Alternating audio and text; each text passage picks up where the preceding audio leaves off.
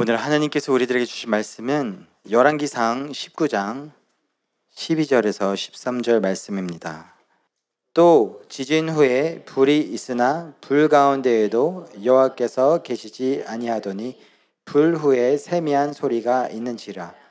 엘리야가 듣고 겉옷으로 얼굴을 가리고 나가 굴 어귀의 섬에 소리가 그에게 임하여 이르시되 엘리야야 내가 어찌하여 여기 있느냐. 아멘. 오늘 저희들은 함께 하나님의 대화법, 하나님의 대화법이라는 제목으로 하나님의 말씀을 나누도록 하겠습니다. 우리들은 한 사람을 만나게 됩니다. 그리고 그 사람과 소통을 하기 시작합니다. 이야기를 주고받습니다. 대화를 주고받습니다. 그렇게 그 사람을 점점 더 알아가기 시작합니다. 이와 같이 하나님을 처음 만나면 하나님과의 대화가 시작됩니다. 이야기를 주고받습니다. 하나님과의 대화가 꽃피기 시작합니다. 그러면서 더욱 하나님을 알아가기 시작합니다. 우리는 누군가와 대화할 때 대화하는 여러 가지 방법이 있습니다.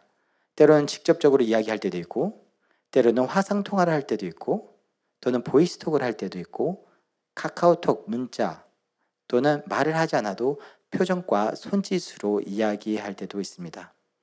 이렇게 우리에게는 여러 가지의 대화법이 있듯이 하나님께서 우리와 소통하실 때 하나님의 대화법이 여러 가지가 있습니다.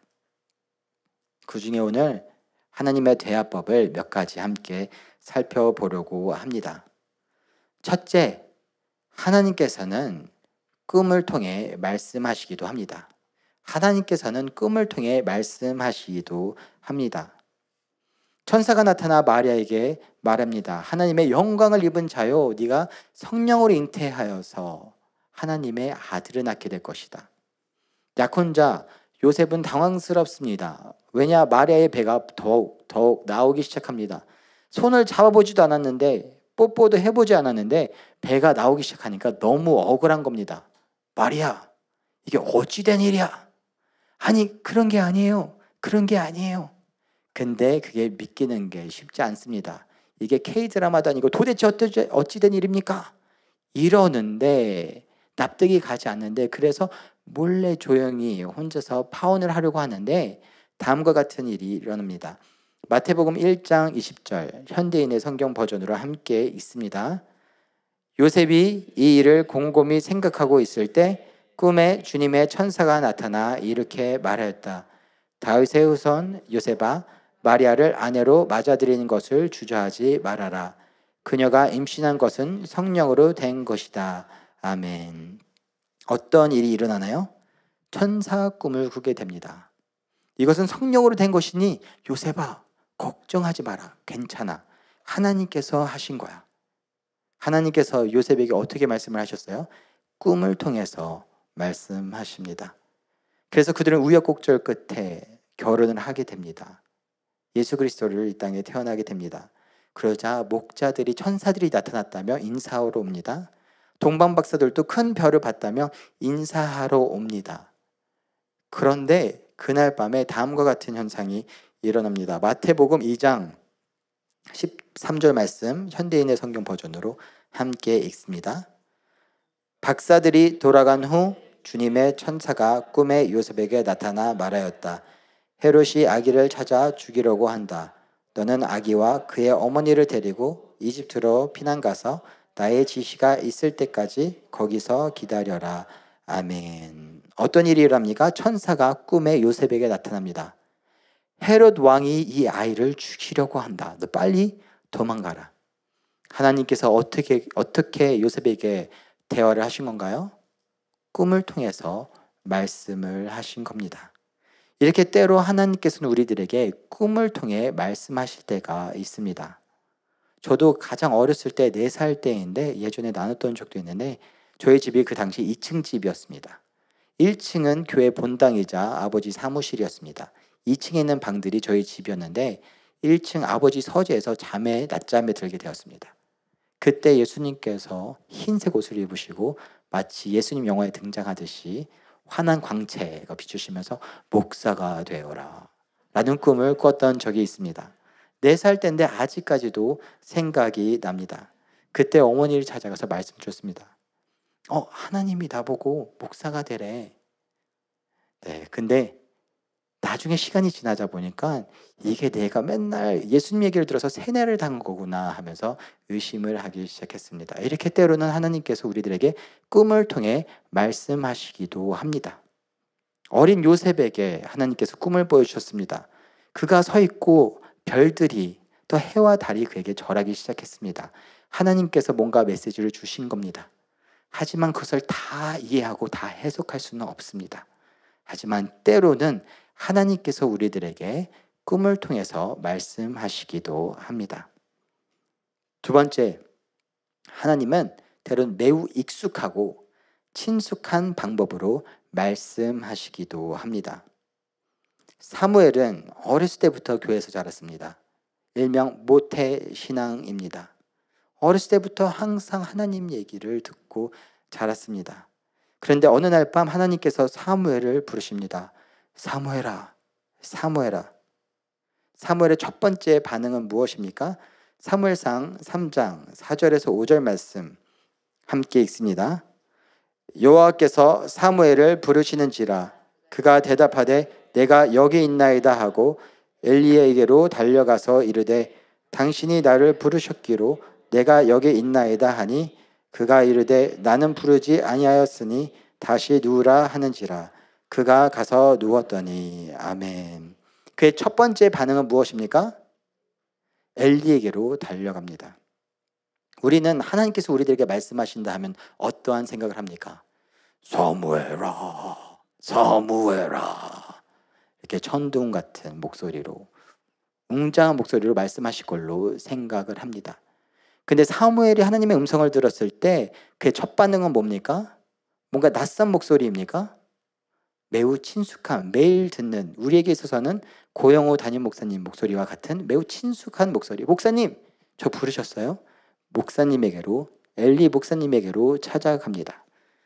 그 어린 사무엘이 혼자서 자고 있는데 저희들이 생각하는 사무엘아가 들렸다면 무서워요, 무서워요, 누구세요? 그랬을 겁니다. 근데 하나님께서는 어떻게 말씀하십니까?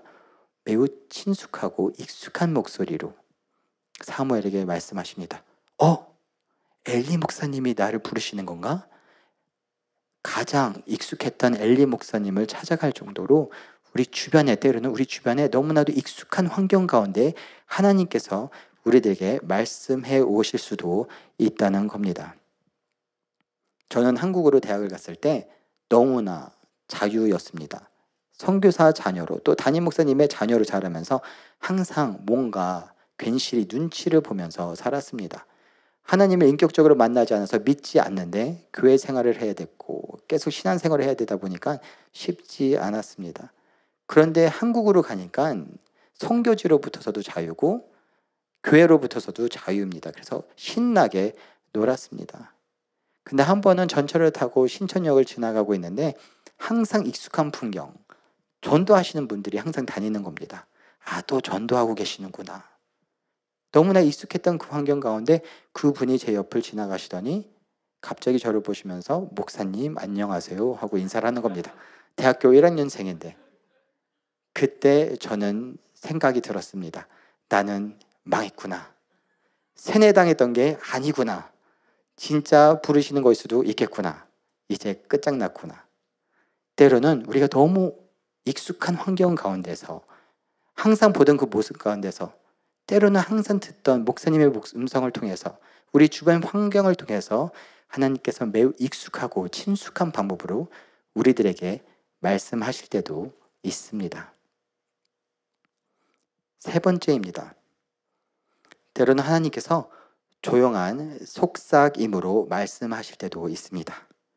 조용한 속삭임 가운데 말씀하실 때도 있습니다. 우리 엘리야 선지자 다 아시지 않습니까? 장난 아닌 파이터였습니다. 파이터. 여러분들 누구와 싸워보신 적 있습니까? 몇 대 몇까지 싸워보셨습니까? 1대2, 1대3 혹시 있으실까요? 저는 어렸을 때 선교지 자라다 보니까 거기에서는 항상 홍콩 영화, 중국 영화를 봅니다. 그래서 모든 동양인을 보면 아, 쿵우를 잘하겠구나라고 생각을 합니다. 그래서 제가 초등학교 저학년까지는 동네에 걸어다니면 시비가 걸려오면 1대3까지는 항상 싸울 수 있었습니다. 한 명만 발로 태권도 발차기로 차면 나머지가 다 도망갑니다. 아, 얘는 쿵우를 할 수 있구나. 근데 얘네들이 좀 더 나이가 들어가면서 깨닫습니다. 아, 저거 그냥 폰만 잡는 거구나. 그때부터는 발차기를 하지 않았습니다. 근데 엘리야 선지자는 1대 850으로 싸웁니다. 400명의 바알 선지자, 450명의 아세라 선지자와 함께 싸웁니다. 그들은 제단을 세워놓고 제사를 올리고서 각자 하나님께 부르짖자. 그래서 먼저 하늘에서 불이 내려오는 신이 진짜 신이다. 그래서 바알 선지자와 아세라 선지자들이 그 가운데서 빙빙 돌면서 어떻게 했겠습니까? 바알, 바알, 아세라, 아세라 하면서 계속 도는 겁니다. 근데 아무리 시간이 지나도 아무것도 일어나지 않습니다. 바알 선지자가 화장실에 갔나? 무슨 일이 일어났나? 엘리야가 비웃습니다. 그러고서 그의 차례가 됩니다. 그의 차례가 될 때 계속해서 물을 퍼부으라고 합니다. 물을 퍼부으면 절대 불이 붙지 않습니다. 그런데 그때 엘리야가 기도합니다. 하늘에 계신 하나님 아버지, 주님께서 살아계신 것을 이스라엘 백성들에게 보여주시옵소서. 그때 하늘로부터 푸 하고 불이 내려옵니다. 그때 엘리야 선지자가 말합니다. 저 가짜 선지자들을 다 잡아 죽여라. 850대 1로 싸운 겁니다. 그렇게 영적으로 무장되어 있던 선지자였습니다. 그런데 아합과 이세벨이 이 소식을 듣고 엘리야를 잡아 죽여라 라고 선포합니다. 그러자 갑작스럽게 엘리야는 두려움에 사로잡히게 되고 뭔가 우울증에 사로잡히게 됩니다. 내가 아무리 이렇게 애써봤자 정말 하나님은 살아계신 것이 맞는가? 호렙산 동굴에 들어가서 은둔 활동을 합니다. 하나님 정말 계신 거 맞아요? 저 이것이 무엇이죠? 저 혼자 있는 것 같습니다. 그때 하나님께서 엘리야야, 내가 임재하고 있음을, 여기 있음을 내가 너에게 보여주겠다. 잠깐 동굴에서 나와볼래? 라고 말씀하십니다. 그렇게 동굴에서 좀 나와보니까 엘리야 앞에 강한 바람이 푸 지나갑니다. 그 가운데 하나님이 계셨나요? 없습니다. 우리 뭔가 하나님 하면 강한 바람 가운데 푹 계실 것 같은데 그 가운데 계시지 않았습니다. 그 다음에 지진이 푹 일어납니다. 하나님이 계셨나요? 계시지 않았습니다. 그 다음 불이 푹 하고 막 일어납니다. 하나님이 계셨나요? 계시지 않습니다. 그러고 나서 다음과 같은 현상이 일어납니다. 오늘 본문 열왕기상 19장 12절에서 13절 말씀 함께 읽습니다. 또 지진 후에 불이 있으나 불 가운데에도 여호와께서 계시지 아니하더니 불 후에 세미한 소리가 있는지라. 엘리야가 듣고 겉옷으로 얼굴을 가리고 나가 굴 어귀의 섬에 소리가 그에게 임하여 이르시되 엘리야야 내가 어찌하여 거기 있느냐. 아멘. 불 후에 무엇이 있습니까? 세미한 소리가 있다라고 기록되어 있습니다. 이 세미한 소리를 영화 NIV 버전으로 보면 다음과 같이 기록되어 있습니다. A gentle whisper. gentle whisper. 뭡니까? 조용한 속삭임. 하나님께서 그 불과 그 강한 바람과 그 지진 가운데 계시지 않고 하나님의 임재하심은 조용한 gentle whisper. 조용한 속삭임 가운데 계셨던 것입니다. 엘리야야, 너 여기서 뭐하니? 엘리야야, 너 여기서 뭐하니? 때로 하나님께서 우리들에게 말씀하실 때 우리의 묵상 가운데 말씀을 읽을 때 찬양 가운데 gentle whisper, 조용한 속삭임으로 우리들에게 말씀하실 때가 있다는 것입니다. 제가 한국에서 대학 생활을 시작하는데 이제 부모님들이 선교지에 계시다 보니까 용돈을 보내셔도 이게 턱없이 부족했습니다. 그래서 모든 수업을 오전으로 땡기고 저녁에는 계속해서 아르바이트를 했습니다. 거의 밤 12시, 1시까지 아르바이트를 했습니다. 마지막에는 전화 영어를 하는데 항상 게임을 하면서 이제 전화 영어로 시사 토크를 하는 겁니다. 근데 그러다가 어느 날 한 친구가 묻습니다. Where are you from? 어디서 왔어? I'm from LA. 외국인 이라고 이렇게 이야기하고 했기 때문에 LA에서 왔다라고 했습니다. 근데 이 친구가 LA에서 온 겁니다. LA! We're from LA! 근데 저는 LA를 한 번도 가본 적이 없어서 그때만 해도 북미를 온 적이 없어서 갑자기 구글 맵을 막 찍기 시작했습니다. Irvine! I'm from Irvine! Irvine! 나도 Irvine인데 Irvine 어디? 되게 당황했던 적이 있습니다. 그래서 그 이후부터 항상 그 친구들이 Where are you from? 하면 나는 I'm from Alaska. 알래스카에서 왔어 라고 답변을 하곤 했습니다. 알래스카에서 살다가 온 친구는 거의 없을 것이기 때문에. 근데 졸업을 앞두고 이제 마지막 학기 준비를 해야 되다 보니까 모든 아르바이트를 그만두게 되었습니다. 그리고 졸업 준비를 하고 있었습니다. 근데 그러다 보니까 재정적으로 너무 이게 쪼달렸습니다. 막 손에 1,100원이 있는 겁니다. 그럼 그걸로 김밥 한 줄을 사 먹으면 그날 저녁은 이제 40분 겨울인데 걸어가야 되는 겁니다. 집에. 항상 돈을 많이 벌어서 아르바이트를 많이 했기 때문에 친구들 펑펑 사주다가 뭐 먹을래? 내가 쏠게 하다가 갑자기 돈이 없다 보니까 이게 너무 서러운 겁니다. 맨날 굶는 게 너무 서러운 겁니다. 그래서 가오가 있지. 굶느니 난 금식을 선포하겠다. 내가 내 의지로 안 먹는 겁니다. 그래서 40일 금식을 선포했던 적이 있습니다. 여동생과 돈을 모아서 집에는 컴프레스도 이런 게 있기 때문에 아침은 먹고 점심 저녁 나가 있을 때는 그렇게 금식을 했습니다. 그래서 그때 졸업을 앞두고 하나님 앞에 기도했던 적이 있습니다. 하나님, 도대체 이게 뭐예요? 저희 부모님은 하나님을 위해서 섬긴다고 하는데 도대체 이게 뭡니까? 너무 속상합니다. 전 도대체 어떻게 살아야 할까요? 이제 졸업을 앞두고 있는데 어떻게 살아야 할까요? 그때 조용한 속삭임 가운데 하나님의 음성이 들립니다. 너는 너의 친척 아버지의 집을 떠나 내가 내게 보여줄 땅으로 가라. 그때만 해도 예수님을 믿고 열심히 기도는 했지만 성경책을 잘 읽지 않을 때였습니다. 그래서 이게 창세기 말씀인지도 몰랐습니다. 어디론가 보내시는가 보다. 목회자나 선교사가 되라나 보다 라고 이해를 했습니다. 그거 싫어요. 제가 지금 왜 굶고 있는데요? 저희 부모님이 하나님을 위해서 일한다고 이렇게 굶고 있는 거 아닙니까?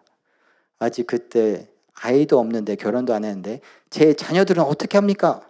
제 자녀들도 저처럼 이렇게 고생하는 거 원치 않습니다. 그때 또 고요함 가운데 하나님께서 속삭이십니다. 관진아, 하늘의 새를 보아라. 그들은 심지도 거두지도 않는데 내가 그들을 보살피고 있지 않느냐. 하물며 너의 자녀들은 나에게 얼마나 더 귀하겠느냐. 그때는 이것도 성경 말씀인지 몰랐습니다. 근데 나중에 신학교 가려고 성경책을 읽어보니까 다 성경책에 기록되어 있었습니다. 때로는 하나님께서 우리들에게 말씀하시는데 우리가 생각하는 그런 바람 가운데, 지진 가운데, 불 가운데만 계신 것이 아니라 때로는 하나님께서 우리 예배 가운데, 말씀 묵상 가운데, 기도 가운데 gentle whisper, 조용한 속삭임으로 말씀하실 때가 있습니다. 네 번째, 마지막입니다. 때로는 하나님께서 환경을 통해서 말씀하십니다. 때로 하나님께서는 우리들에게 환경을 통해서 말씀하실 때가 있습니다. 바울은 성경에 등장하는 매우 유명한 선교사님들 중에 한 분입니다. 선교의 선구자입니다. 하나님의 뜻을 받들어 하나님이 보내시는 곳이라면 어디든지 문을 두드리고 뚫고 헤쳐나갔습니다. 그런데 바울은 몸이 하나였기 때문에 모든 곳을 다 갈 수가 없었습니다. 때로는 이곳으로 선교를 하려고 하는데 하나님께서 막으시고 또 막으실 때가 있기도 하였습니다. 어떻게 바울은 그것을 알았을까요? 사도행전 16장 6절에서 7절 말씀 함께 읽습니다. 성령이 아시아에서 말씀을 전하지 못하게 하시거늘 그들이 부르기아와 갈라디아 땅으로 다녀가 무시아 앞에 이르러 비두니아로 가고자 애쓰되 예수의 영이 허락하지 아니하시는지라. 아멘. 성령이 아시아에서 말씀을 전하게 하려고 하는데 성령님이 어떻게 합니까? 못하게 뭔가 환경적으로 막히는 겁니다. 그래서 또 비두니아로 가려고 합니다. 근데 또 어떻게 됩니까? 뭔가 하나님께서 환경적으로 막으신다는 겁니다. 때로는 하나님께서 우리들에게 환경을 통해서 말씀하시기도 합니다. 하지만 항상 그런 건 아닙니다. 조금만 환경이 막힌다고 하나님 뜻 아니야, 그러는 것은 아닙니다. 때로는 하나님께서 환경을 초월하여 일하실 때도 있지만 또 때로는 하나님께서 환경을 통해 말씀하실 때도 있다는 겁니다. 제가 결혼할 때가 그랬던 것 같습니다. 제가 아내와 만나서 7월 달에 처음 교제를 하기 시작했습니다. 그리고 저는 그 다음 이제 유학을 갈 예정이었습니다. 캐나다로 유학을 갈 예정이어서 교제하기 시작한 지 얼마 안 돼서 결혼하기 어렵겠구나라고 생각하고 교제를 하기 시작했습니다. 그런데 어느 날 갑자기 할머니에게 급작스럽게 전화가 왔습니다. 관진아, 니네 아빠가 글쎄 암 말기래. 한 달 동안 계속 혈변을 펑펑 본단다. 그래서 카메룬의 의사들이 빨리 한국에 가보라고 한단다. 그때 제가 할머니에게 뭐라고 답변을 드렸냐면 하나님의 뜻이면 어쩔 수가 없겠죠. 떼끼놈아 배망독한 놈아 하고 탁 끊으셨습니다. 근데 그도 그럴 것이 제가 그때 버스를 타고 장례식장에 가고 있었습니다. 제가 청년부를 하고 있었는데 저희 청년이 군대에 갔다가 임병장 사건이라고 총에 맞아서 숨져서 청년의 장례식장에 가고 있었습니다. 또한 선교지에서 자라면서 수많은 부모님들의 위기를 봤기 때문에 나는 언제든지 홀로 될 수 있겠구나 하고 어릴 때부터 다짐을 했던 적이 있습니다. 그래서 언제든지 아버지가 없어질 수도 있겠구나라는 다짐을 여러 번 했기 때문에 그렇게 놀랍지는 않았습니다. 그런데 그렇게 아버지가 갑작스럽게 한국에 들어오셨습니다. 아버지가 전에 제가 교제했던 2년 동안 교제했던 또 전에 교제했던 여자친구들을 봤는데 단 한 번도 긍정적인 말을 한 적이 없습니다. 그래서 제가 아버지에게 내가 노총각으로 죽는다면 당신 때문이야 라고 말했던 적이 있습니다.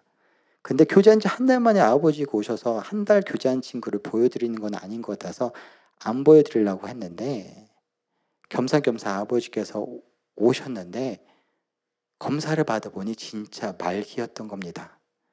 치질 말기였던 겁니다. 그래서 그렇게 피가 났던 겁니다. 그래서 수술하고 나서 계속 집에 앉아 있으니까 할 게 없다 보니까 교제하는 그 친구 한번 보자. 한 달밖에 안 됐는데 이게 너무 빠르지 않나?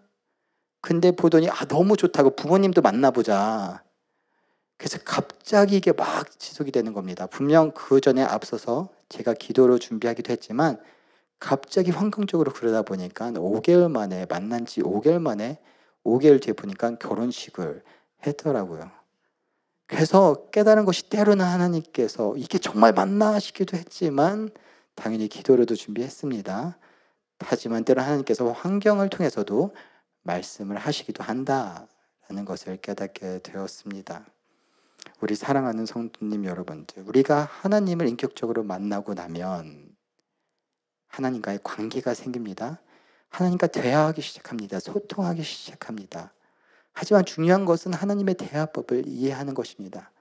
혹여나 하나님께서 사무엘에게 말씀하셨던 것처럼 사무엘아 사무엘아 우리들에게 말씀을 걸어오시는데 우리가 듣지 못하고 있는 것은 아닙니까? 너무나 익숙한 환경 가운데 하나님께서 말씀하시는데 우리는 하나님께서 청둥 같은 목소리로 사무엘아 라고만 하는 것을 기다리고 있지는 않습니까?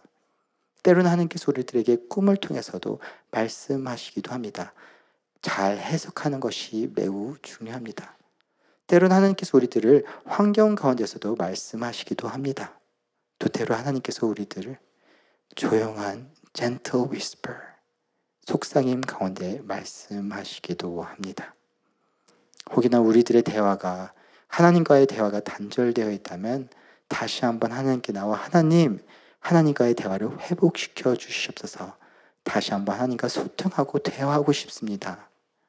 하나님께서 꿈을 통해 말씀하시는 환경을 통해서 익숙한 환경을 통해서도 말씀하시는 속상임으로 말씀하시는 하나님의 음성을 들려 주옵소서.